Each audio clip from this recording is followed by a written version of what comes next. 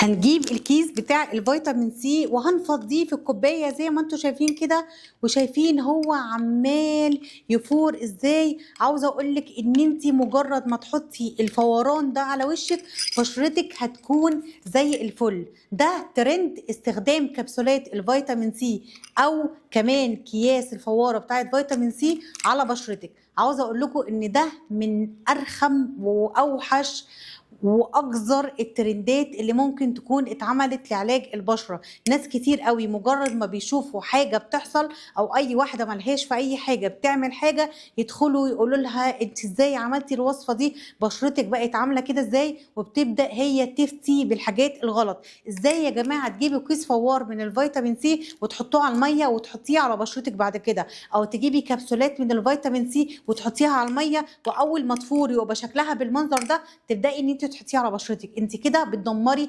حاجز البشره بتاعك. والكلام ده انا بقوله بناء على ايه؟ بقوله بناء ان الحاجات دي هم عاملينها للاستخدام العضوي الداخلي.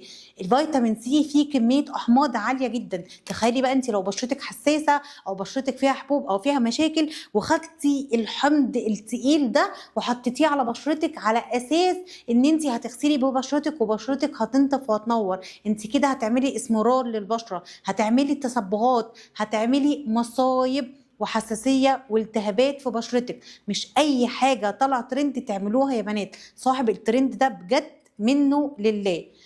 ناس هتقول لي امال ازاي احنا بنستخدم سيروم فيتامين سي؟ ده اسمه سيروم فيتامين سي معمول للاستخدام الخارجي، مش معمول ان انت تجيبي حاجه اصلا بتتشرب وتحطيها على بشرتك. خلي بالكم على نفسكم وخلي بالكم على بشرتكم وبلاش تنساقوا ورا اي ترند وخلاص. يا رب يكون فيديو النهارده عجبكم. ما تنسوش لو الفيديو عجبكم تعملوا لايك وشير علشان اكبر قدر من البنات تستفاد. كانت معاكم آلاء جمال، سكين كير اند هير ثيرابيست. مع السلامه.